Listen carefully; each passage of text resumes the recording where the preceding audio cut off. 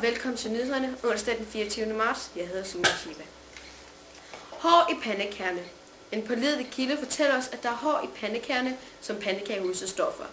Alle medarbejdere kan nu risikere at skulle bruge hårnet. Anne Regitze har i dag været ved helseshoppen, og vi stiller om til hende. Hej, vi sidder her med Mia og Patricia, der er medarbejdere i helseshoppen. Og hvad kan man blive tilbudt her? Forskellige produkter som sæbe, og så har vi fodersat, som man sådan, kan putte på kød og sådan noget ind med sejle. Og så er der nogen, der er ved at lave myslivarer. Ja, og så har vi også ansigtsmasker og massage og spåkone. Okay, der er det. Og popcorn.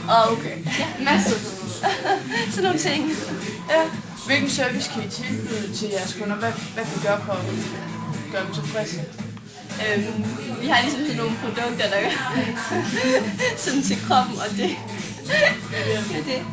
Altså, produkterne er til for at gøre dem glade. Ja. Og så er vi glade medarbejdere.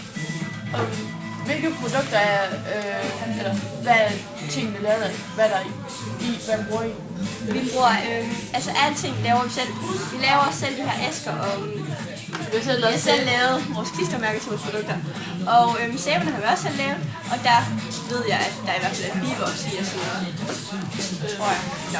Ja, vi har også selv lavet de der og krydderurterne, så har vi bare blandet en 10.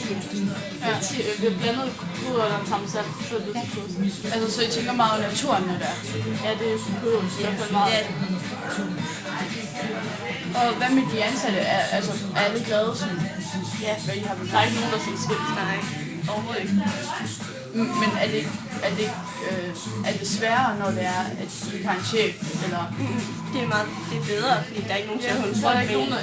Man laver bare sådan det, man lige har lyst til, men alligevel er styr over ting. Okay. Og hvad vil I opnå med jeres shop i sidste ende?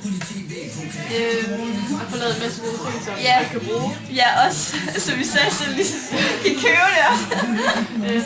Hvilket indtryk vil I give med jeres shop? At det er sådan ligesom som en rigtig helseshop. Ja. Og det er også derfor, at der er nogen på vores gruppe, der tager ned til den helseshoppet i Vejle og ser for inspirationer. Ja. Tak. Tilbage til studiet.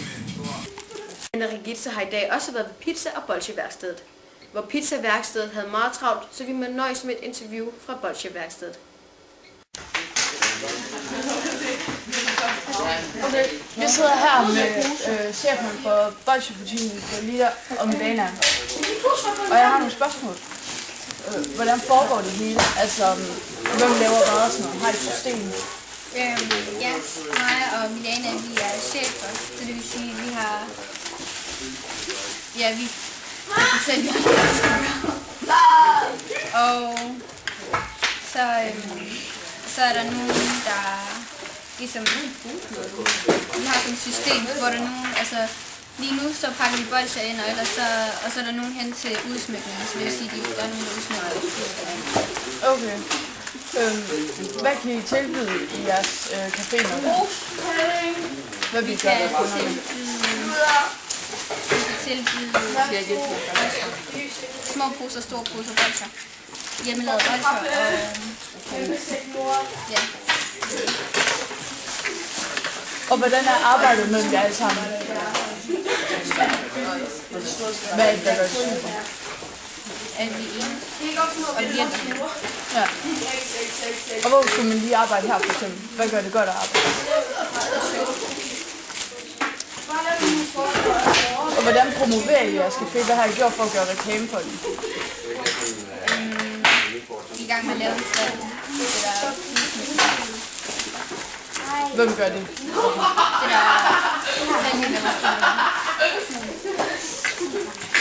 Hvorfor har I alle materialerne til at lave bolden og sådan noget? Vi har købt dem. Og hvordan laver man bolden? Ja, det okay. Vi laver bare sådan, at altså man koger en masse sukker, og så kommer man ud på sådan en plastikplade med olie på, og så skal man sidde sådan og røre det rundt, indtil det bliver sådan stift, og så skal man klippe dem og putte smagstoffer i det. Okay. Og hvad vil I opnå med jeres projekt? Jord.